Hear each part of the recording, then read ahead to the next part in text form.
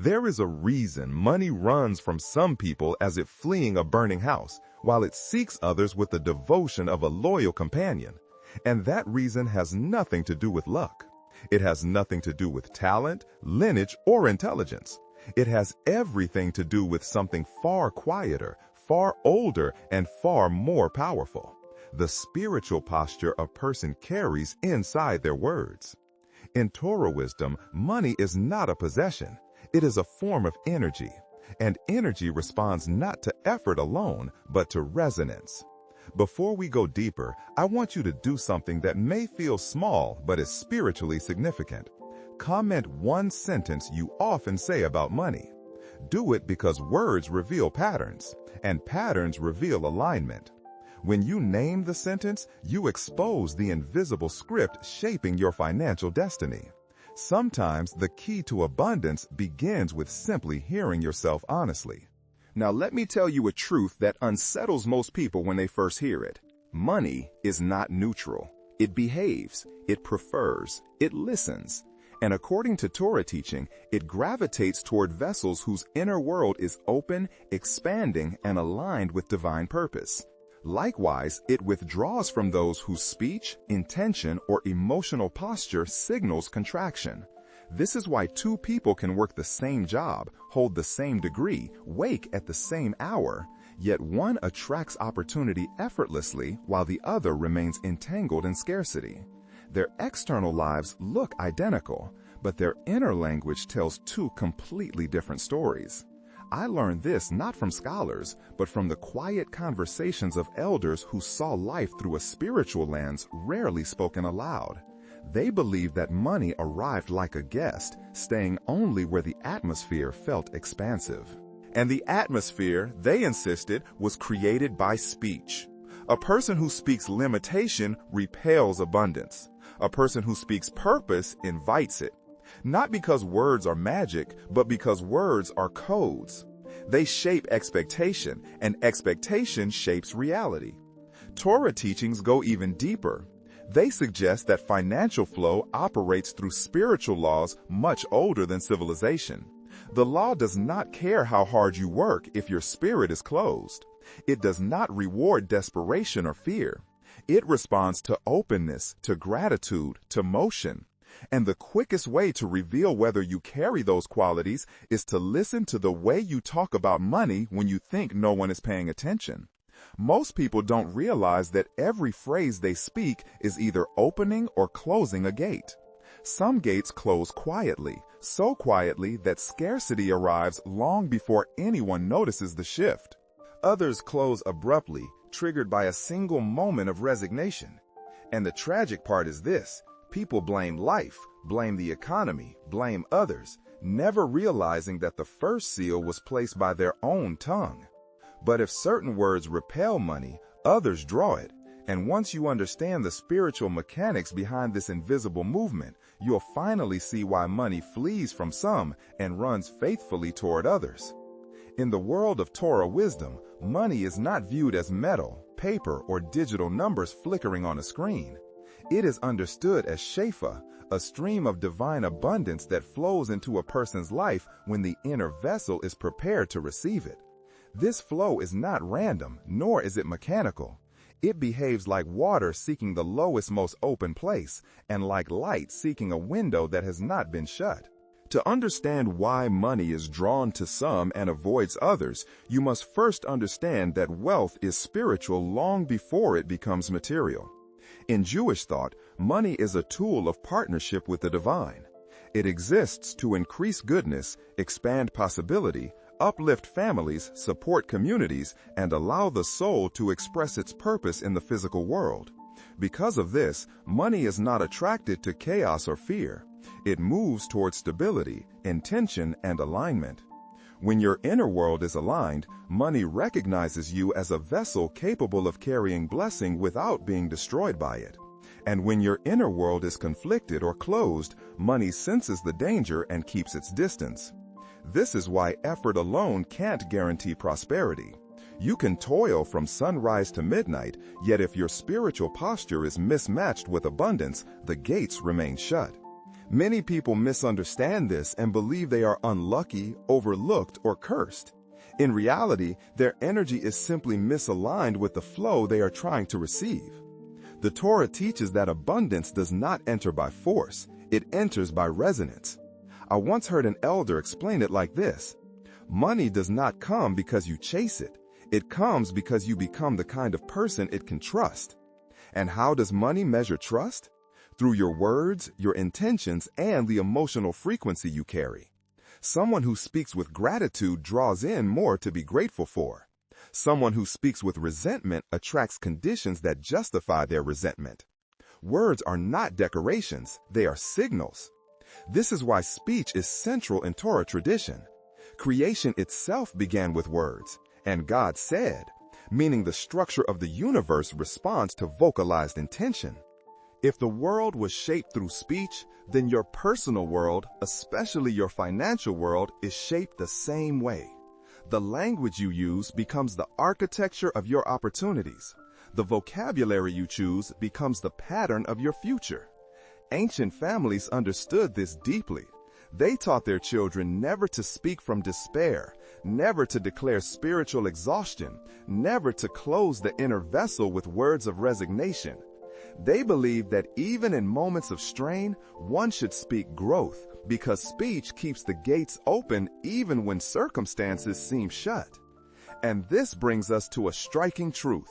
The reason money runs from some people is not because they lack potential, intelligence, or opportunity, but because they unknowingly speak in ways that collapse their spiritual vessel.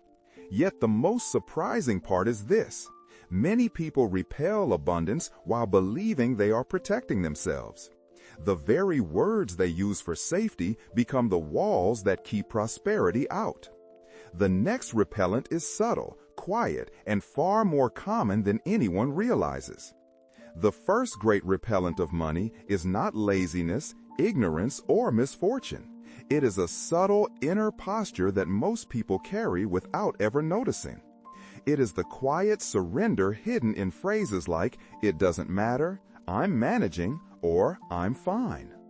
These sentences feel harmless, even polite, but spiritually they send a chilling signal. I expect nothing. I desire nothing.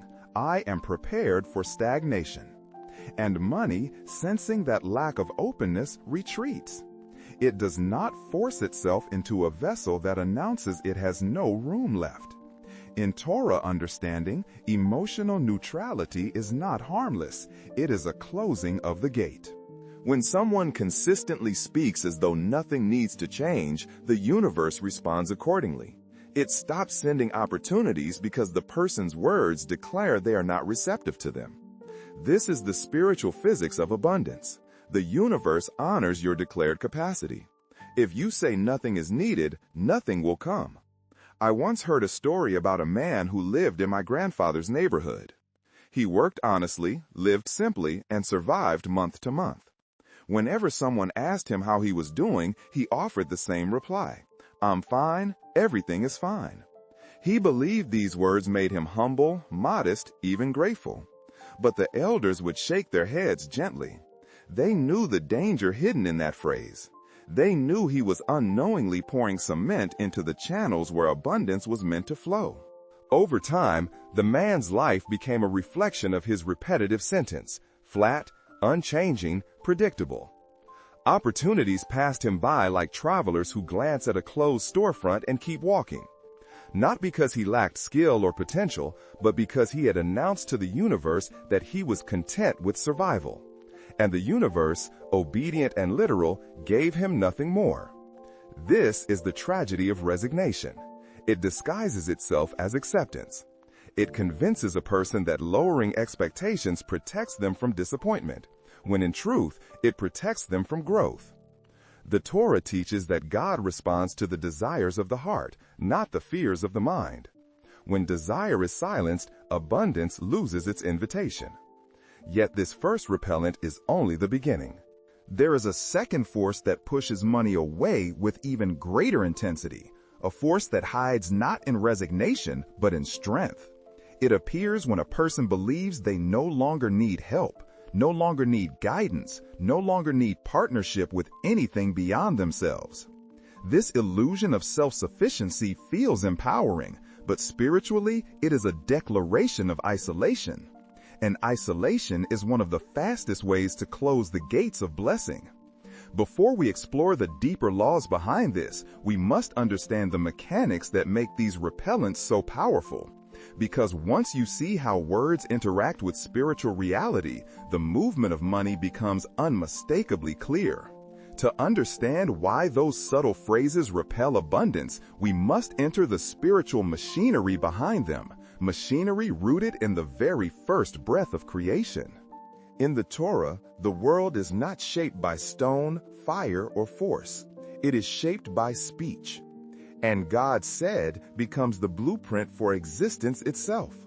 Words do not describe reality, they build it. They carve channels through which spiritual energy flows. And money, as an expression of that energy, responds instantly to the architecture your speech creates. The Talmud contains a teaching that seems simple until you see its depth. One must never declare fullness before the vessel is truly full.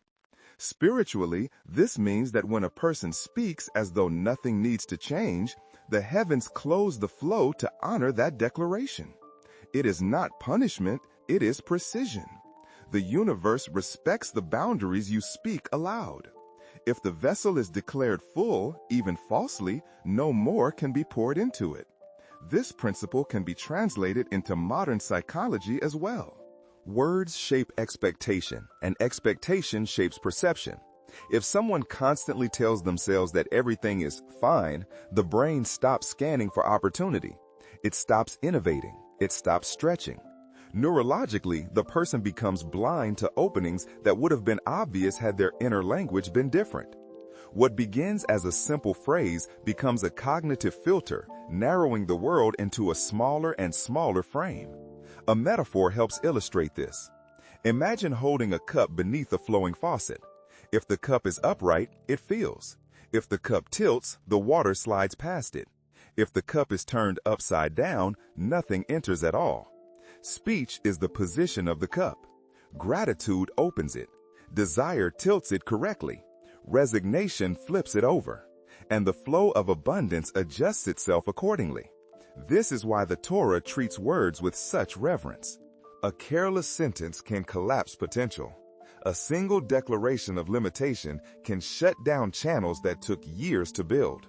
People often complain that money avoids them, but they do not realize how often they announce that they are not ready to hold more. The universe listens to these declarations with perfect clarity. So pause for a moment and ask yourself gently, where have you spoken limitation without realizing? In which situations did your tongue announce a smaller life than your soul desired? The answers to these questions are not meant to shame. They are meant to open the vessel again.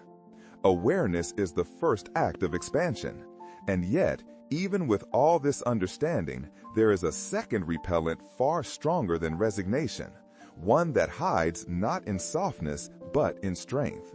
It is the illusion that you can hold abundance alone, that you need no guidance, no support, no divine partnership. This form of isolation closes the gates more violently than any quiet phrase ever could. And to understand why, we must look at how the Torah views the dangerous seduction of self-sufficiency. The second repellent of abundance is deceptive because it disguises itself as power. It shows up not in weakness or resignation, but in the confident tone of someone who believes they need no help, no guidance, no alignment beyond their own will. This illusion of self-sufficiency is celebrated in modern culture. People proudly say, "I don't need anyone," or "I can do this alone." But in the language of the Torah, these declarations close the gates of blessing faster than fear or exhaustion ever could. In Jewish wisdom, abundance is a partnership. It flows when a person recognizes that they are not the sole architect of their success, but a collaborator with forces larger than themselves. Humility keeps the vessel open. Gratitude deepens it. Interdependence strengthens it. But the moment someone begins to believe that they alone sustain their prosperity, the vessel contracts. It becomes small, rigid, unable to hold the weight of greater blessing. Money senses this shrinkage and withdraws. Think of a river. It nourishes the land that stays soft enough to absorb its water. But when the soil becomes hard, dry, closed, unyielding, the river passes over it without sinking in. Self-sufficiency hardens the soul in exactly the same way. It creates a spiritual dryness that abundance cannot penetrate. I once heard a rabbi describe it like this: a closed hand cannot receive, and a closed heart cannot hold. When someone believes they are entirely self-made, they forget the invisible network of grace, timing, opportunity, and divine orchestration that carried them to where they stand. This forgetfulness is the true repellent.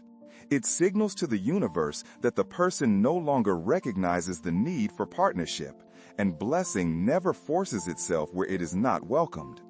Psychologically, this illusion is equally damaging. A person who insists on doing everything alone loses access to collaboration, mentorship, shared wisdom, and emotional support, all of which are channels through which abundance flows. The mind narrows, the possibilities shrink, creativity diminishes. Isolation breeds scarcity, not only spiritually, but practically.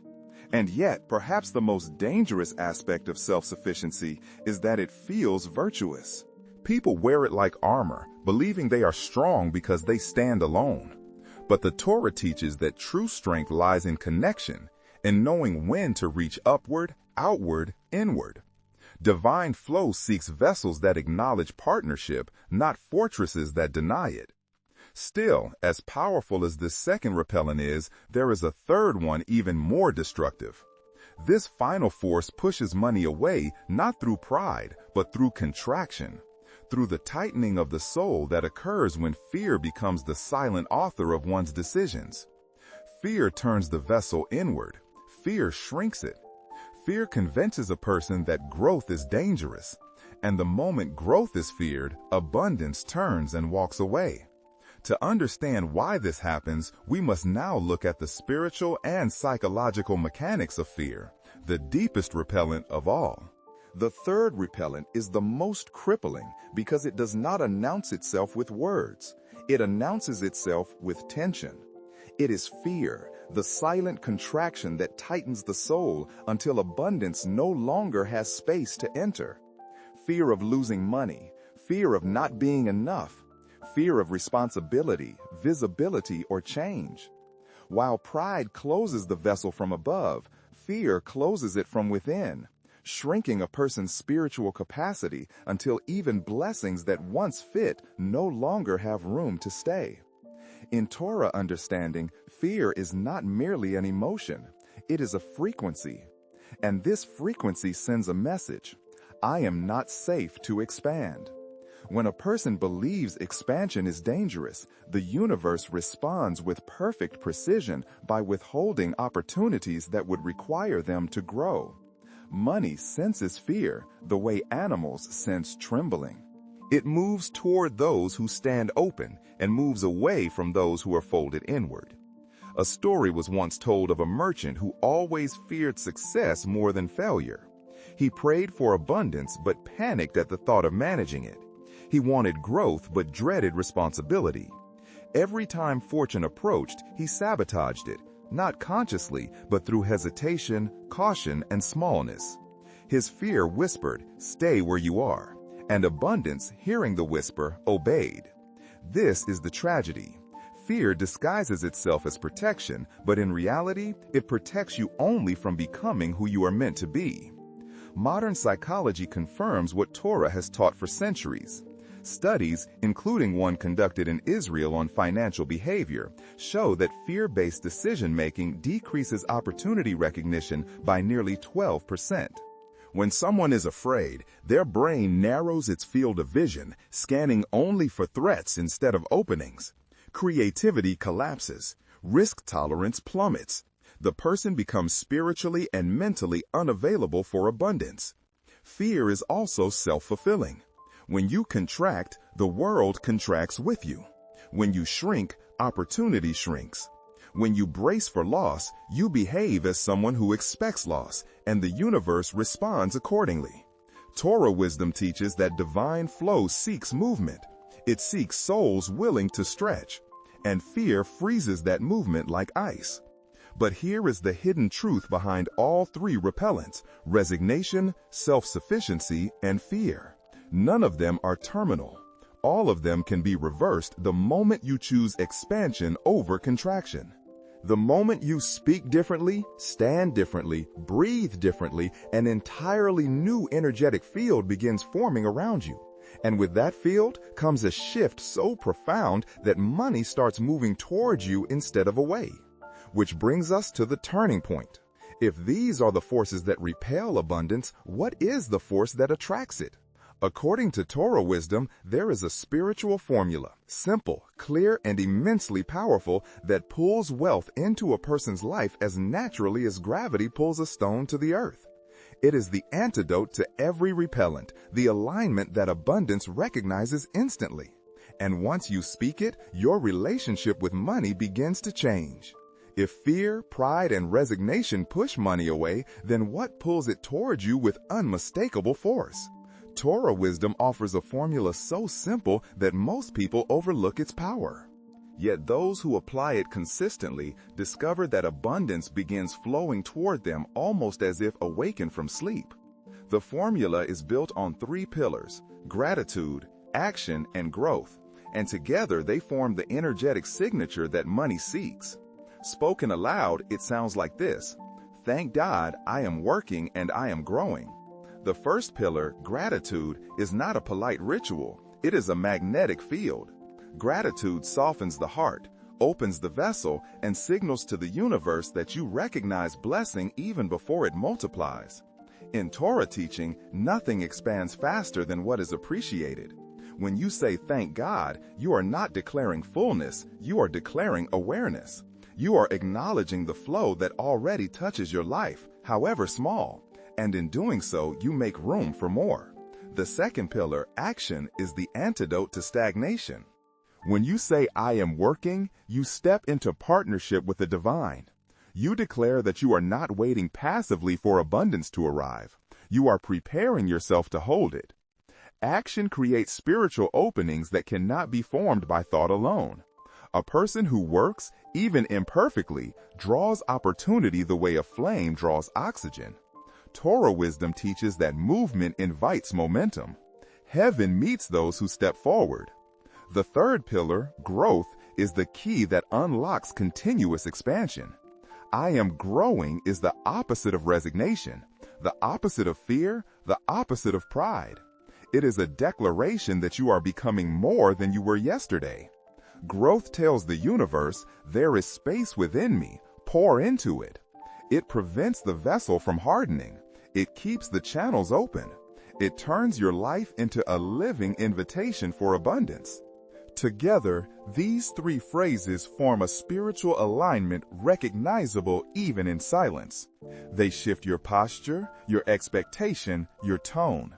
They rewire your inner world until you begin to walk, speak, and choose from a place of expansion rather than contraction.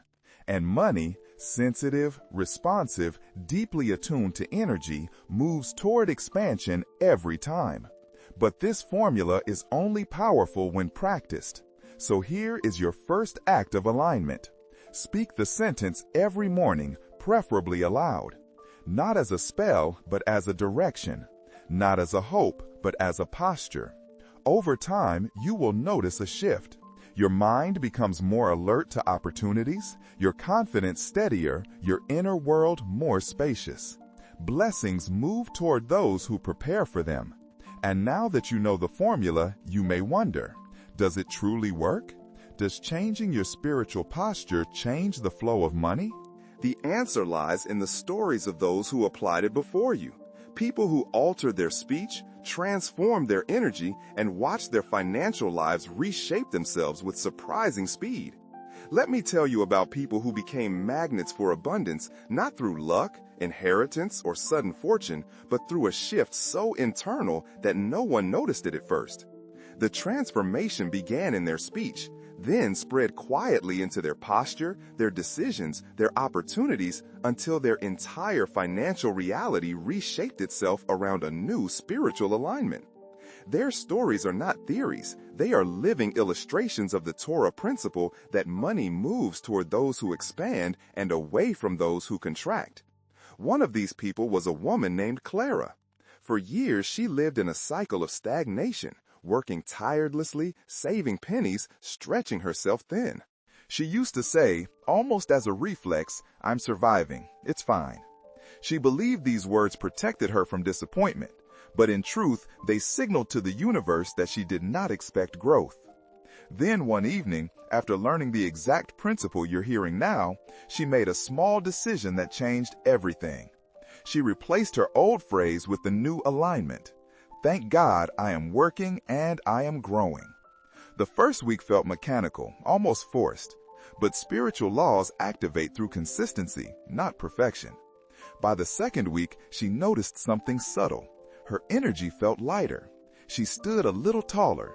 She stopped apologizing for wanting more, and her mind, once focused only on problems, began scanning naturally for opportunities. Then the outer world responded. A former client contacted her unexpectedly. A colleague recommended her for a project she had once been too intimidated to request. She negotiated a price she previously would have accepted without question. These were small events individually, but together they revealed a pattern. Abundance had noticed her new posture.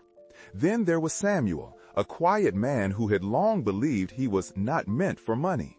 He carried a fear of responsibility so deep that every financial opportunity felt overwhelming.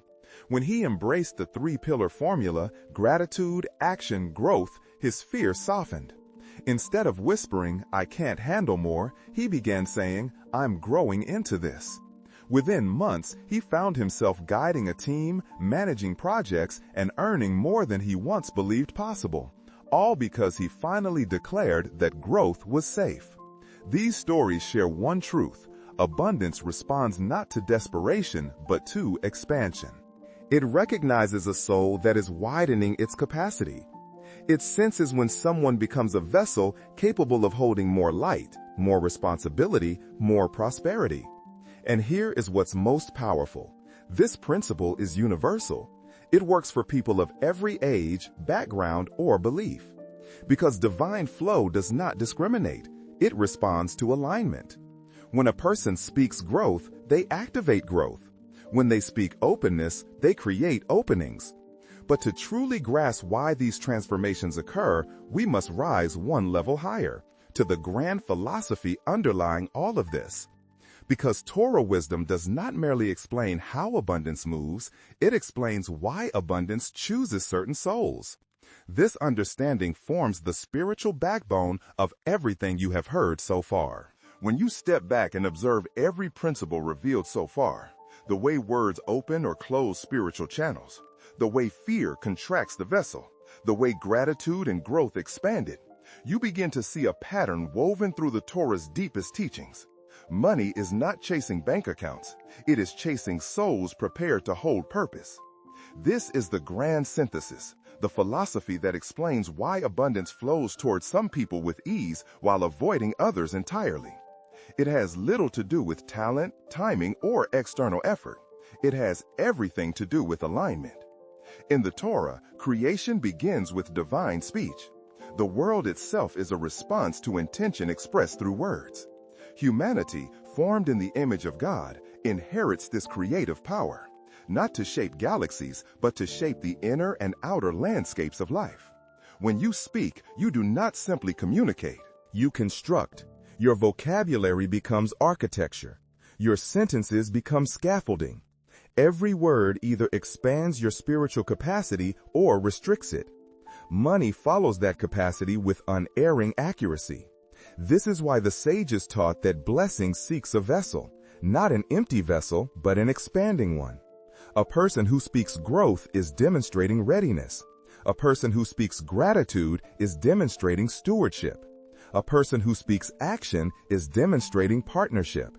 These qualities form the spiritual signature abundance recognizes. They say this soul is prepared not merely to receive, but to elevate, transform, and channel what is given. In contrast, the repellents we explored, resignation, isolation, fear, signal contraction. They signal that the vessel is shrinking.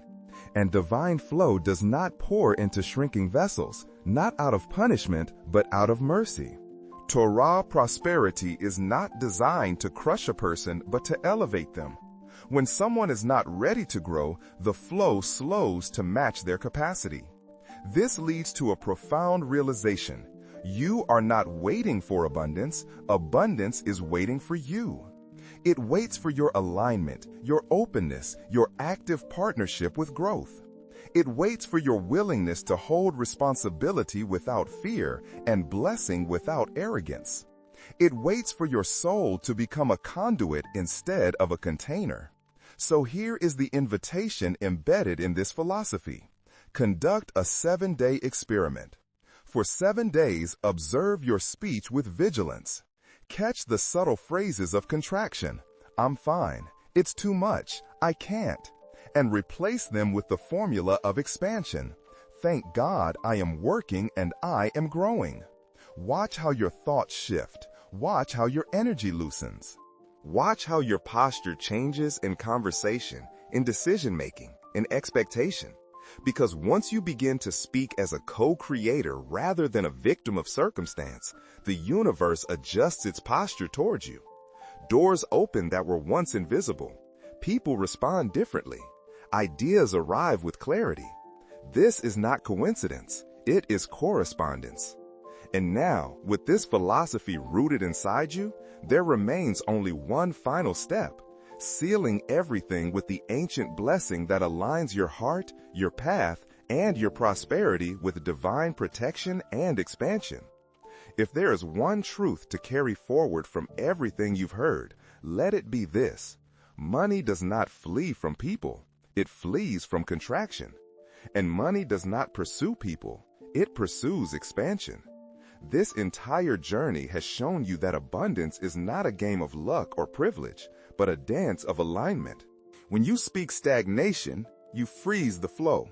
When you speak fear, you shrink your vessel. When you speak prideful independence, you sever the channels through which blessing descends. But when you speak gratitude, action, and growth, you become the kind of soul that money recognizes instantly, a partner, not a bystander. Look back at the path we've walked. You now understand how subtle phrases quietly repel abundance, not because they are negative, but because they declare spiritual closure. You've seen how isolation masquerades as strength, yet leaves the soul too rigid to receive blessing. You've seen how fear whispers lies that prevent expansion. And then you learned the formula that reverses all three conditions. Thank God I am working and I am growing. This is not merely a sentence. It is a spiritual alignment, a posture, a declaration that you are ready to expand with responsibility and humility. So as we reach the end of this sequence, I want to wrap your journey in something ancient, something offered for thousands of years to shield those stepping into new realms of blessing. It is the priestly blessing, spoken as a channel of protection, clarity, and divine favor. May the Lord bless you and guard you. May the Lord shine his face upon you and grant you grace. May the Lord lift his countenance toward you and give you peace. Let these words settle into the corners of your being. Feel them smoothing the fears that once contracted you. Feel them widening the vessel that abundance has been waiting to pour into. Because now you know, you are not here to shrink. You are not here to survive. You are here to expand. And before we close, I want to offer one final act of alignment, an invitation not rooted in algorithm or vanity, but in spiritual reciprocity. Share this message with 3 people who need it. Do it because generosity multiplies your own flow. Do it because illumination grows when it is passed forward. In Jewish wisdom, when you help someone else rise, heaven records it as if you rose twice. You now carry the understanding of why money runs from certain people and seeks others. You know that abundance listens to the voice inside you more than the circumstances around you. From this moment forward, speak the language of becoming. Align yourself with motion. Walk as someone expanding. And may every step you take be met with doors that open, opportunities that recognize your readiness, and blessings that flow into a vessel that no longer fears its own capacity to grow.